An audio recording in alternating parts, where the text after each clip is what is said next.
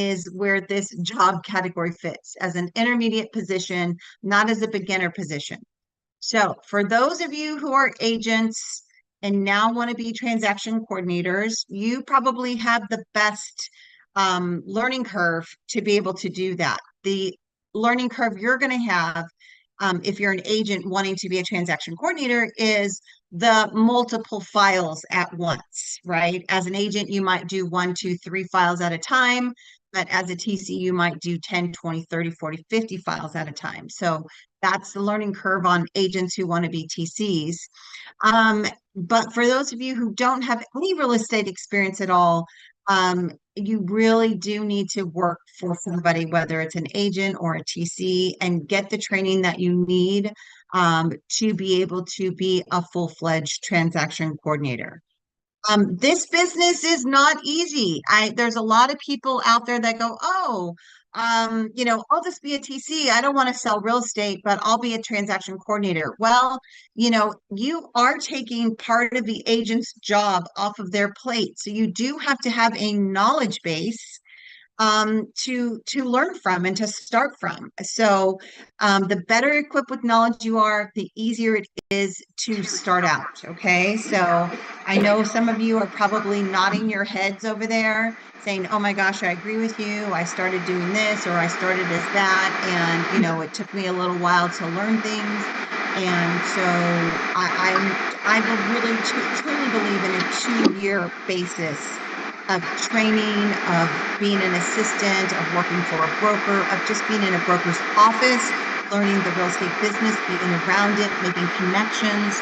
That really is the key to this business. Remember, there is plenty of competition out there.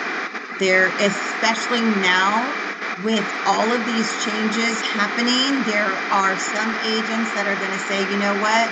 I'm not going to deal with being a buyer's agent. I think I'll just be a transaction coordinator. Now you have more competition from somebody who's already in the business. So just know that there's a lot of competition out there, and you really do need to hone your skills and be a good TC in order to get business.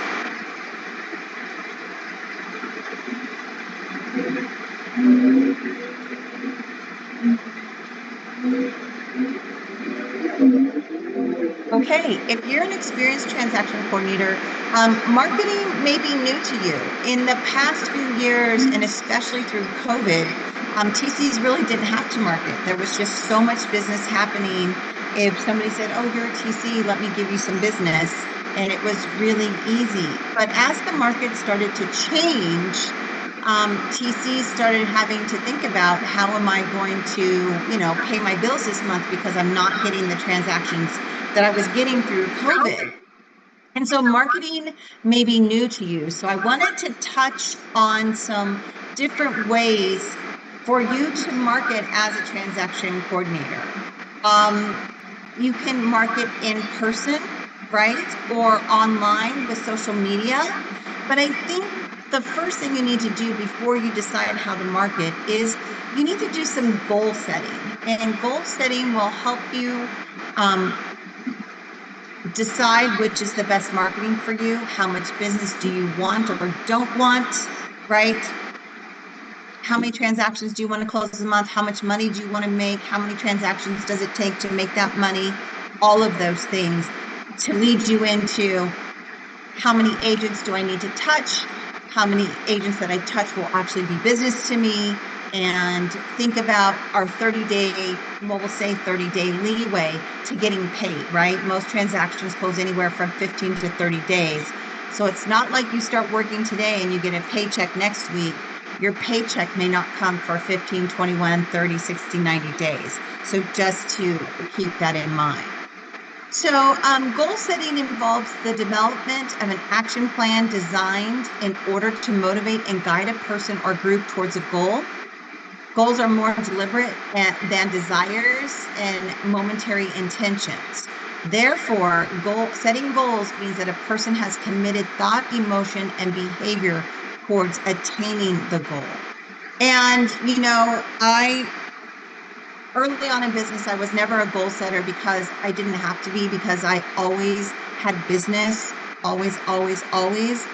And through the downturn of the market, as we came out of COVID, I did have to sit down and write some goals and see how much money it took for me to live, and how much money I needed to earn, and how many agents I needed to touch, and how many transactions I needed. So I think goal setting, thinking about goals, setting goals is really important as an independent contractor, just like a real estate agent does.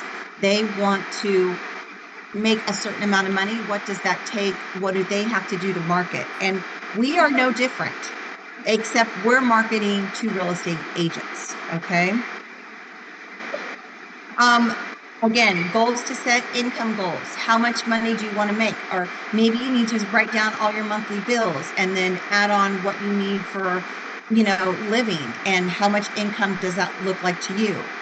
How much are you charging per transaction? So how many transactions a month does it take to earn that money that it takes you to live? And out of those transactions, how many agents does it take to make those transactions? Now, it's not a one for one. You might have some agents that do 3 deals in 1 month, but don't do any more deals for another 3 months. So you probably need to have about 3 times the amount of agents needed for your transactions. If you have agents who are super consistent, you can probably whittle that down to double the amount of agents. But I would say probably about 3 times the amount of agents you need as number of transactions, because not every agent is going to do 1 deal a month. They might do 1 deal this month, and 1 deal 2 months from now, and another deal the next month, and then another deal 3 months from now. So it's not about agents being consistent, because that's how agents work. So you just need to know you probably need double to triple the amount of agents that you do transactions. So for example, if it takes you 10 transactions to live, then you probably need to be working with about 20 to 30 agents, right? And what size of business do you want? Do you want to work by yourself? Do you want to have assistants?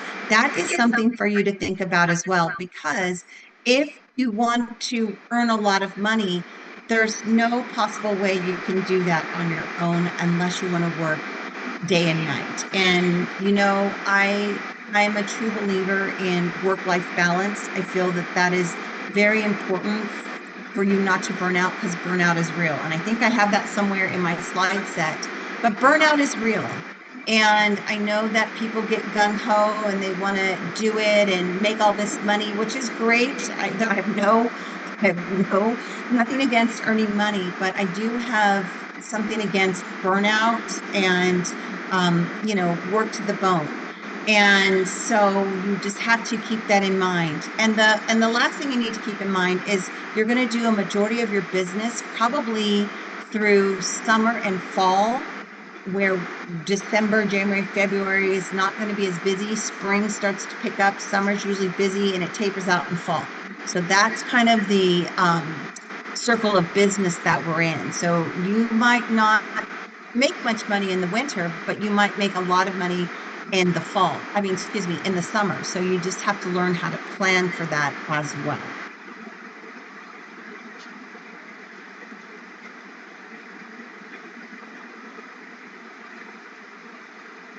Okay, so let's talk about ways of marketing. I think face-to-face interactions, that's what I enjoy the most, are face-to-face interactions, like network meetings, like caravan meetings, things like that.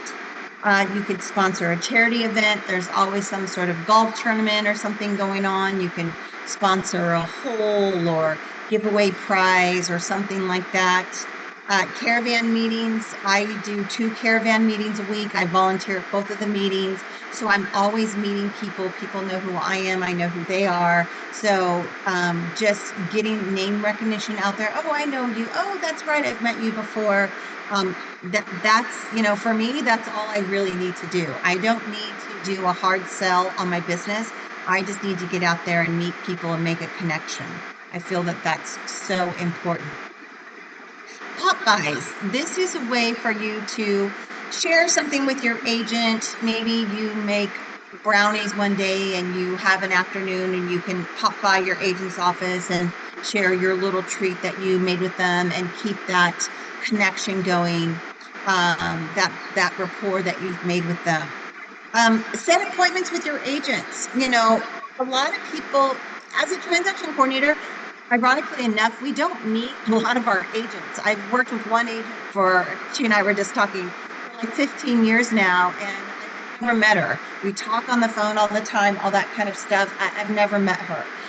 So sometimes in this business, in this industry, as a TC, you don't meet your clients. So when we were coming out of COVID, um, and it was much more free to meet up with people, and I had time, I started making appointments with all of my agents to meet with them, whether it was coffee and donuts or lunch or whatever, sharing something about changes going on.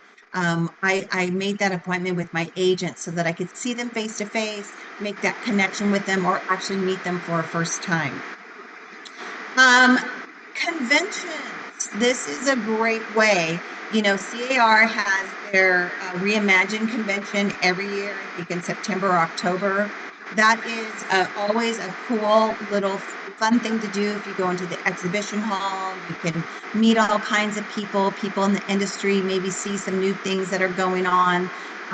If you are a CAR member, it's free to you to go to the exhibit hall. You don't have to pay for that. If you want to be part of the convention, then you can pay money to do that. But I think being involved and seeing what's going on in our industry becomes important. And then, you know what? Ask for the referral. I think that a lot of TCs tend to shy away from this, but I think asking for the referral becomes important. Talking to your service providers, such as your title representatives, your escrow officers, those types of people that are out meeting other people. That is a great way to get business. Okay. Any questions on that?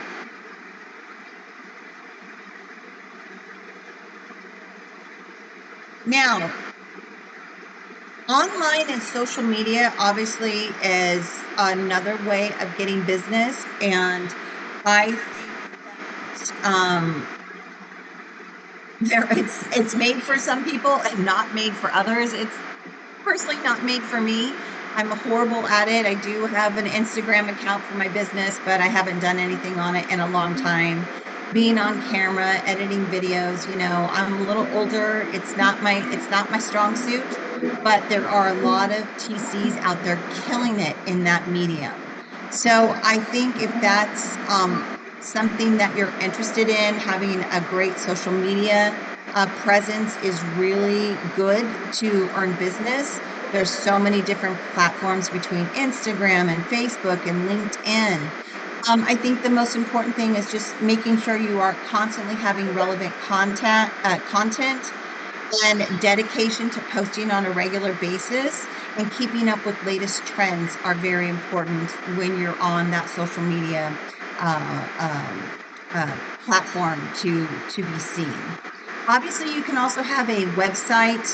You want a website with purpose, with easy navigation, and lots of good testimonials, so people can find you and see how you do in business.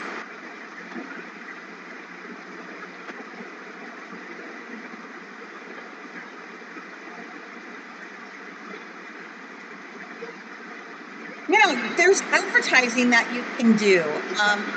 CAR does have a TC Finder page. I've gotten several inquiries off of that page. Yelp has a business page. You can set up a business page for your business in Yelp, and then have your clients give you testimonials on there. And then Google also has a business page for you to be able to put your business on there so people can find you. So some of those do cost money. Um, you can do a pay-per-click or anything like that. You can do all the words that you need to do to be found on Google. I get people oh, we can find your business. If you have these certain words, you can be seen on Google.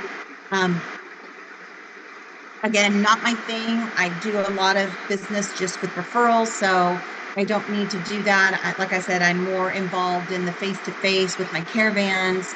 But gosh, if that's what you want to do and you want to grow your business, I say have at it and do it. I know of one really successful TC business who had a Yelp business page, and they got a lot of their business through the Yelp. So um, there's so many ways to get business. You just have to actually do it.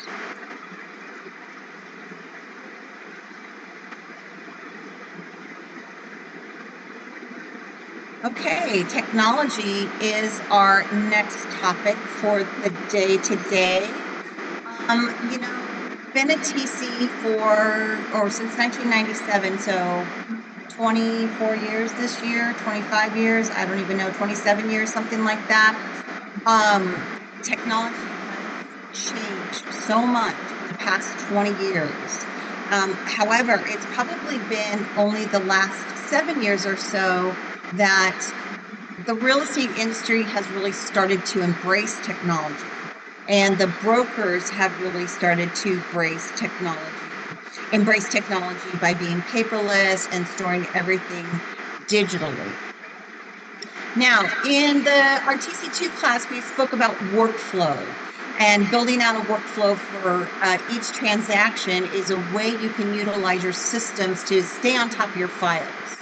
And this workflow can be built out on an application like Airtable. It's a spreadsheet and a database hybrid. Okay, so I know a lot of TCs in the business use Airtable to map out their workflow for each individual transaction, right? On this transaction, I'm doing this and this and this, right? And you can share that workflow so everybody else can see where you're at on there. So it has a collaboration tool to share that spreadsheet. So that's a great technology um, for you if that's something that you're interested in. There is another system. Well, actually, I have some notes here. There are some obvious spreadsheets like Google and Excel spreadsheets. If that's what you're into, you don't necessarily have to use Airtable, but I think it all pretty much works the same way.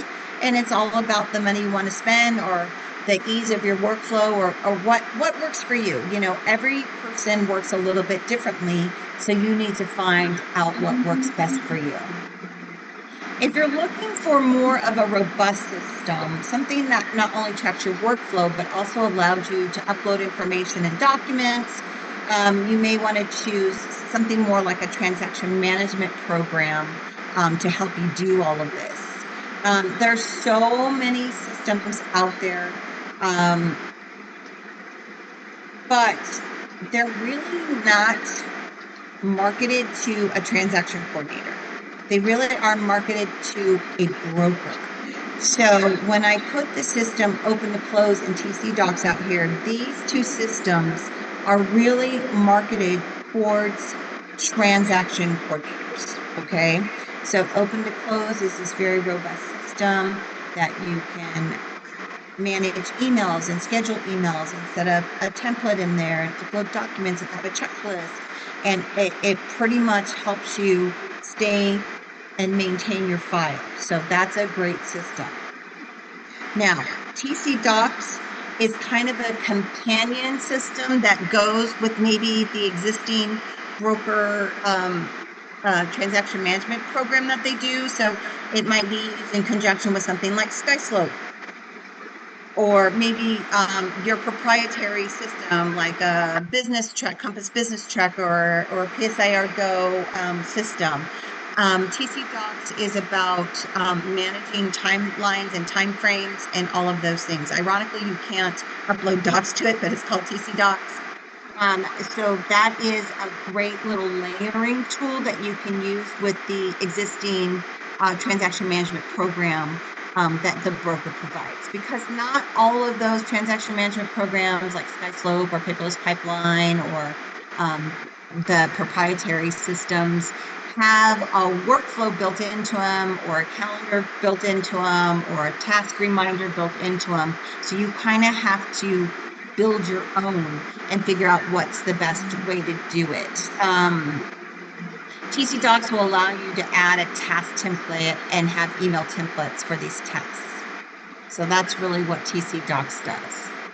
And of course, open to close helps with automation and communication for the parties of the transaction. Okay, any questions on that?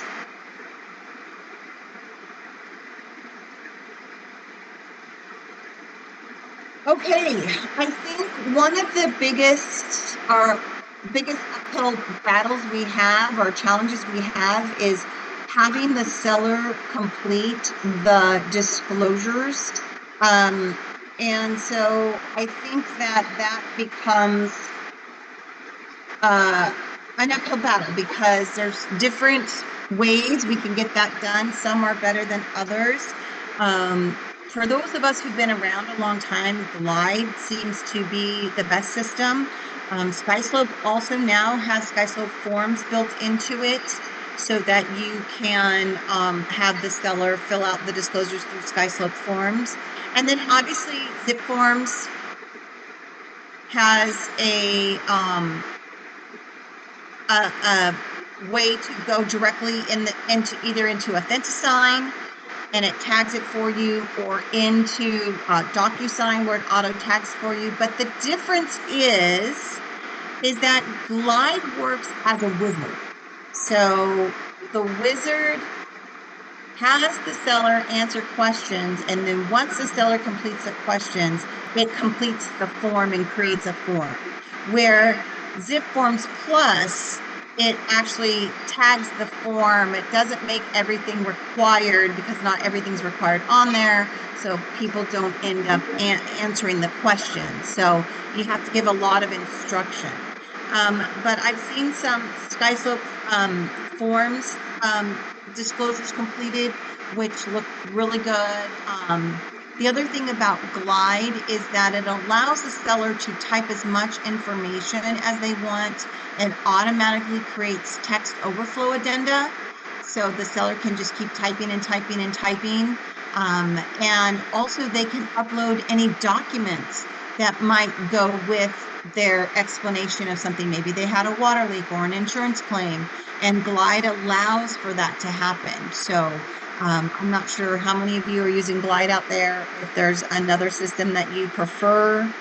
I know there's a system up in Northern California. It's called Disclosures.io, I think. I don't think you can fill out the disclosures on that system, but you can share disclosures on that system. The other thing about Glide is that the seller can go back and amend the disclosures.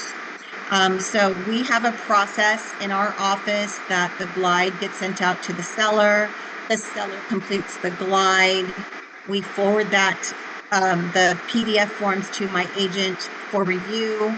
If the agent says they want the seller to change something, then the seller can go back and change things. I just found out you can actually go to the actual number and the item and then send a link directly to the seller so they can go directly to that question.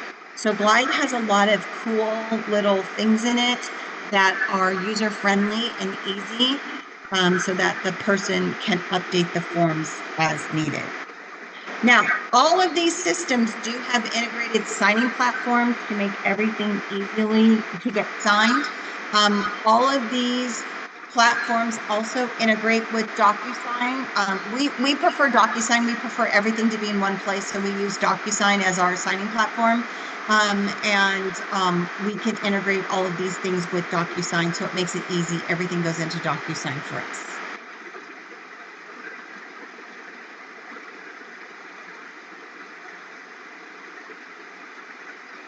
Okay, any questions on that?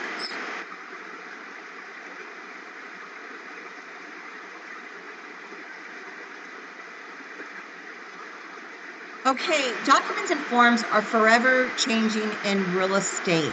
And I want to talk about some documents and forms that sometimes get a little bit complicated and that are not always used correctly.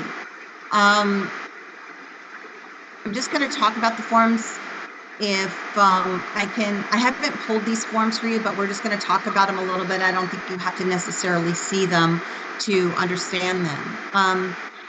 The assignment of agreement addendum. This is the form that's used to add, subtract, or change buyers. Okay. So the assignment of agreement addendum is the form that's used to add, subtract, or change buyers. This is the only way you can add, subtract, or change buyers. Now, this form can be used if the buyer is going to be purchasing in their trust, but the RPA was the buyer is a single person. Now they want to be their trust. You would use the AOAA to change into their trust.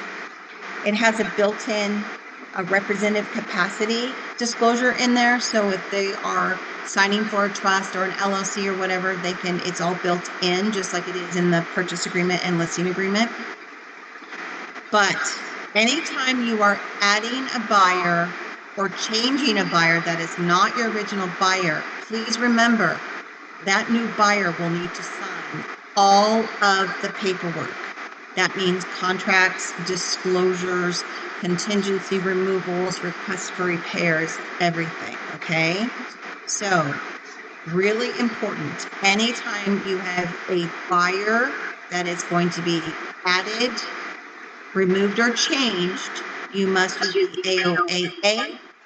Anytime you have a new buyer that's been added, they must now sign all of the documentation that has been signed by the previous buyer.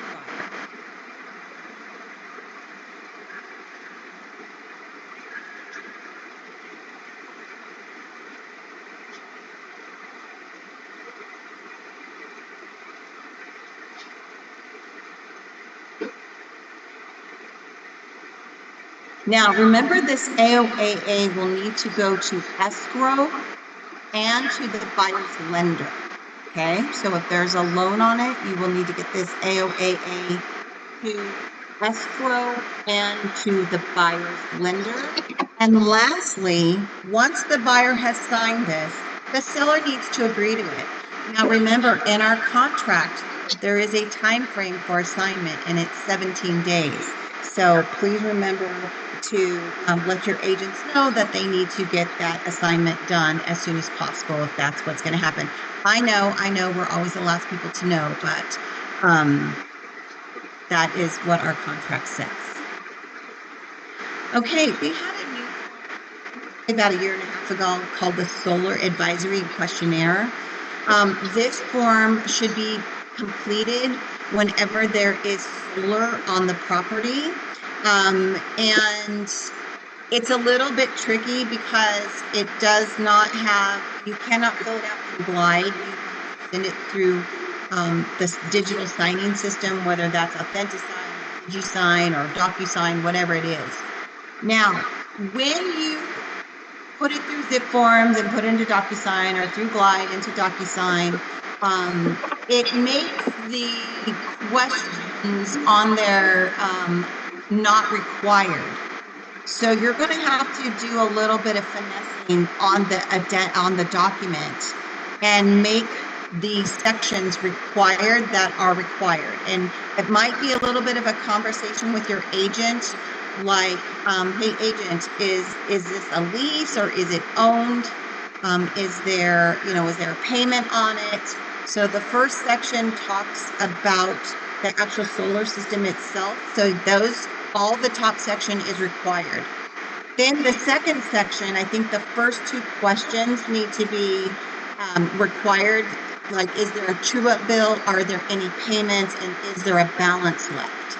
And then the rest of the questions are probably going to be not required, because if it's owned, they don't need to fill it out. However, if it's leased or there's a lien, then they'll have to answer the rest of the questions.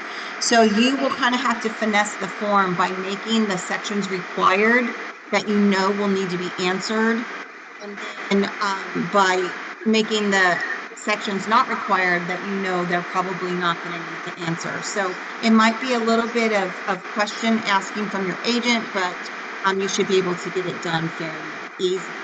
Now, remember, if there's some sort of a lease or lien that's on the property for the solar, we're going to get that paperwork from the seller, and we want to turn in that paperwork to escrow so that escrow can get moving on the solar transfer. If the solar is going to be paid off, if the seller is going to pay off the solar, we still need to get all of that solar paperwork to escrow so that escrow can start asking for a demand for payoff. And sometimes we don't even know there's solar on the property. It should be like a standard question to your listing agent every time to know if there's solar. I try and look on the MLS. I look at the disclosures that ask about solar to try and find, but a lot of times I just have to ask my agent straight up if there's solar or not. Okay.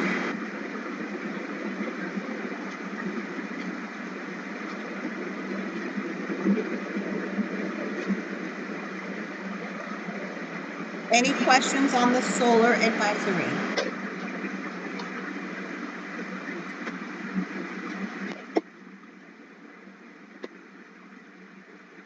Okay, the next form is the FHDS form. I have a love-hate relationship with this form.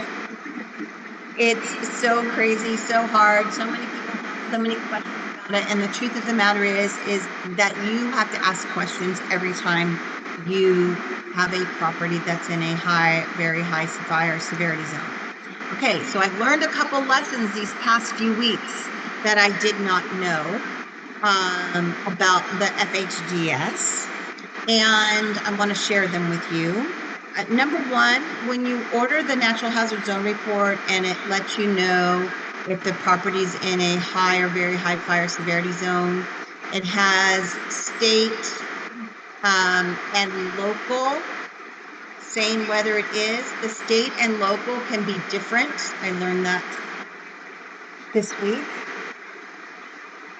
And depending on the natural hazard company that you're using, it might be on the first page of the actual report when it says this property is or is not in a high fire severity zone for local area. So I think it's like my NHD and there's another one. My NHD and the other NHD. I can't remember the name of it. Anyways, they put it on the first page. On the disclosure source NHD, it's actually on the NHD form itself. So in the My NHD, it's on the page 1 of the NHD, but it's not on the NHD receipt. So I missed it, and then I had to go back and have my seller fill out the fire hardening because locally they designated it in a high fire severity zone. Okay, so that's just asking for the form to be filled out. Remember that section 2 of the FHDS, paragraph 2, needs to be completed only if the property is built before 2010. And again, this is something when you send it through your digital signing program, it's going to be not required. It'll have radio buttons there, but it won't be required. So if you know the property's built before 2010, you want to make those radio buttons required in your digital signing system. Paragraph 3 will always need to be completed, and this is probably the trickiest part, is that depending upon where the property is located will depend upon if there's a local ordinance or not, and depend upon if that local ordinance is a point of sale requirement. Okay, so there's 3 things we're looking at. If there's is or is not a local ordinance,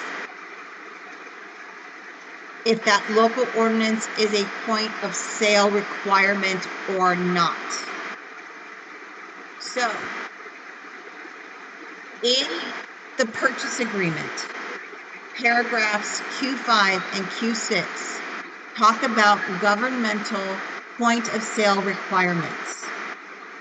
If the property is in a point of sale requirement, meaning that when a property is sold, the AB 38 defensible space inspection must be completed in order for the property to be sold.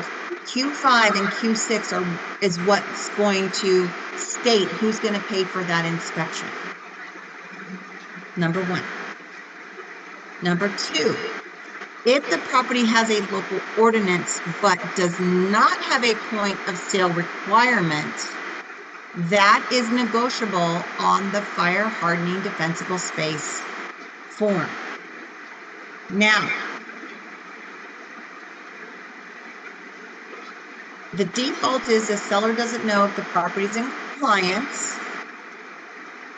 The next section asks who's going to pay for the report.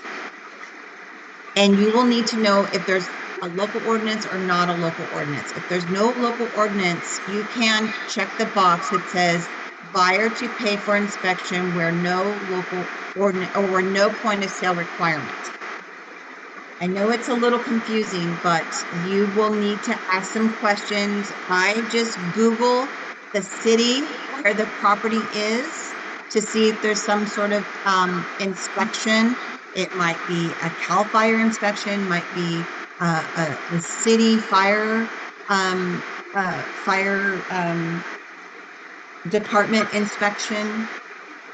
So there's no easy answer for the fire hardening. It's going to take a little bit of investigation so that you know what the requirement is in your area. And really reading that natural hazard zone report and not relying on just the receipt that shows if it's in high or very high fire severity. There is also a local component that may be different from the state, so you will need to read the whole report to see what the requirement is or if it does fall into one of those zones. Any questions on that? You guys are really quiet today.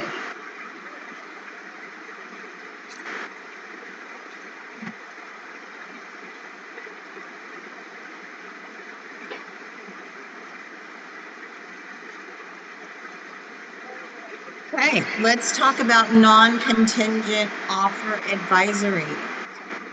This non-contingent offer advisory is to inform the buyer when they make a non-contingent offer by waiving certain contingencies when making an offer on the property.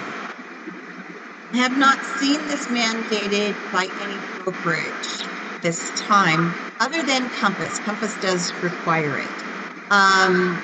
But it's always good to know that this might be something that will come in the future. And it will just depend on your marketplace. You know, I'm in Southern California. Those of you in Northern California might have different requirements, especially because you guys do a lot of non-contingent offers. So this non-contingent offer advisory might be something that you do on a regular basis. So just be aware of it. It should be signed with the RPA, not afterwards. So if that is something that's required and your agent is not getting it done, then you probably would want to make sure your agent is doing it. Letting them know, hey, next time you write a non-contingent offer, we need to have this form completed.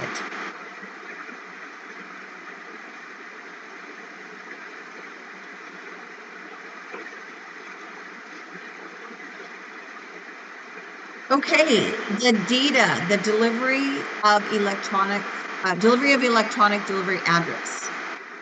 Sorry, designated electronic delivery address, DEDA.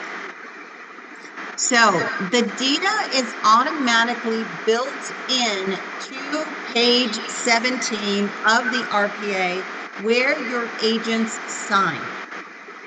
However, if an agent does not put their email or phone number on there, then we will be required to complete the DEDA.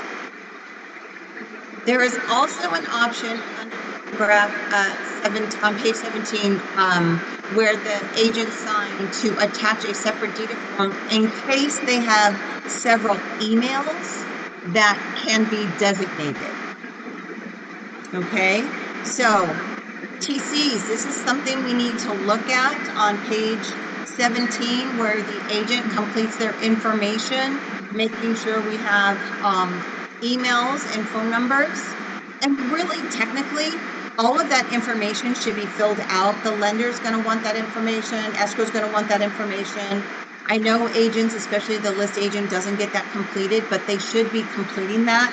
So maybe that's something that we clean up and complete that for them if it's not completed on that signed offer. It's just information, it needs to be done. However, if they did not put their email address and it was already delivered to the other side, then you will need to complete that DEDA, the designated electronic delivery address addendum, so that agents, so that everybody knows where to send information.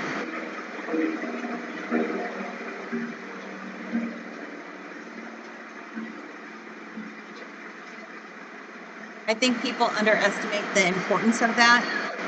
But if something's delivered to the address that's provided, such as a notice to perform or contingency removal or anything like that, it's deemed delivered. So if it's sent to the address that's on the offer, so it's important to know what that address is.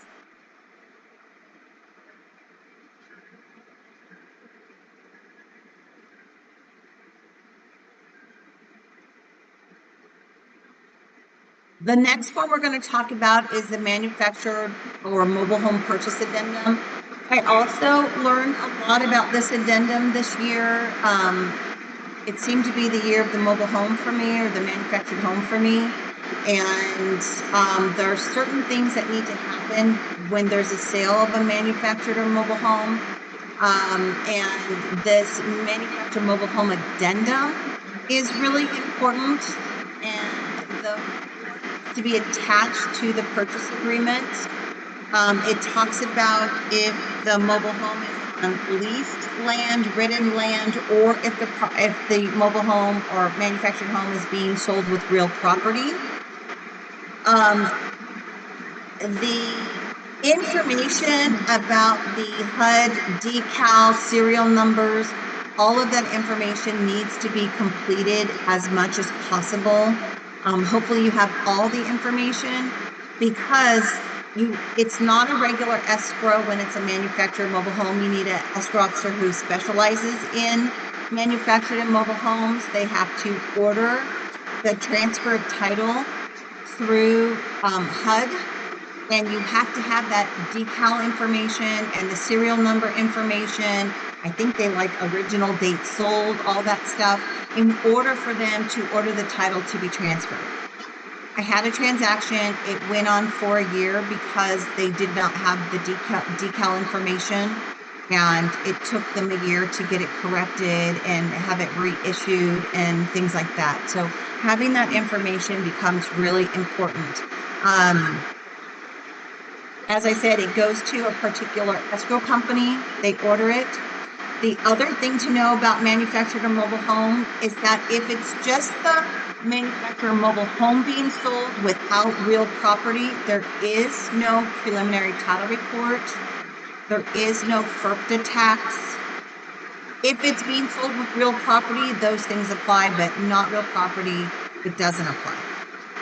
Also, if it's being sold in a mobile home park, there might be a stipulation that the buyer has to interview with the mobile home park and be accepted by the park as part of the park process. So that step will have to be taken as well. Okay. There is a separate mobile home TDS, but really what we're talking about here is the purchase addendum that needs to be provided with RPA if the agent is selling a mobile home or their buyer's purchasing a mobile home.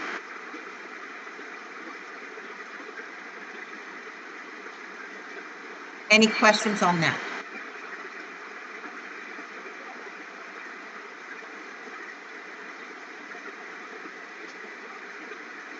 Okay, the last document we're going to talk about is the probate purchase agreement addendum. Now, again, we had a change in markets. A lot of sellers weren't selling because they had this very low interest rate and it wasn't particularly good for them to sell a home and move into a higher interest rate. So a lot of people stayed in their homes over the past few years. And so who were selling properties were people who were passing away, trusts, people who had to sell. So it becomes a lot of probate, a lot of trust sales. We talk about trust in our TC1 and TC2 class, but we really don't talk much about probate.